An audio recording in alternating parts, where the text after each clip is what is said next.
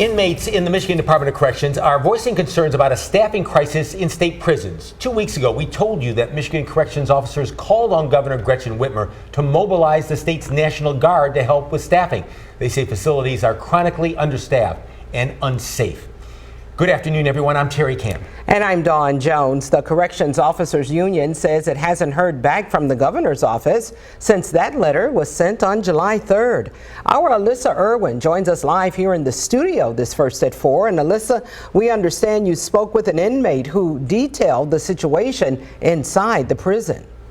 Yes, Dawn and Terry, the MDOC says they are hiring corrections officers at all state prisons because it says it knows staffing levels are an issue.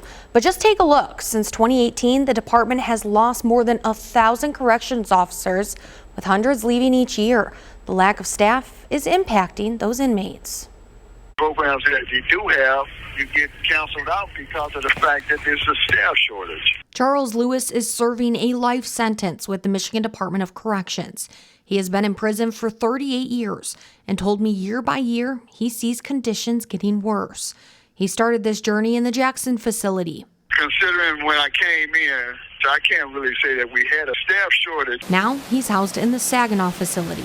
And here in these facilities like this, when they have a fight or something, they might want to close the whole facility down because of what happened in level 4 and punish level 2 as well.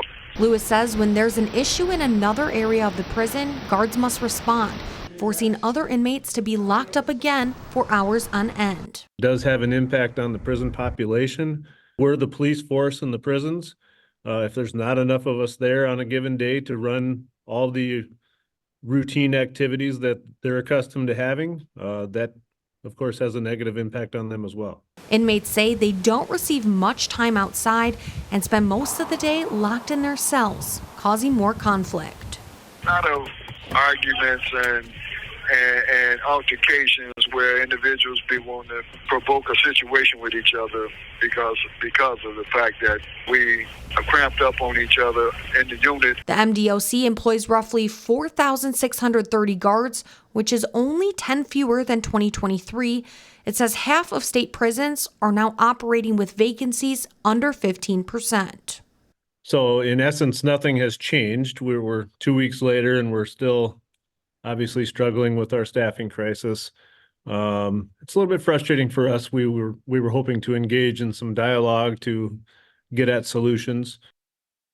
Osborne adds many elected officials have reached out to start conversations and they're hopeful something will change, but nothing has been finalized. The MDOC calls the request for the National Guard nothing more than a temporary measure and not a solution because the Guard hasn't been trained to operate in that environment.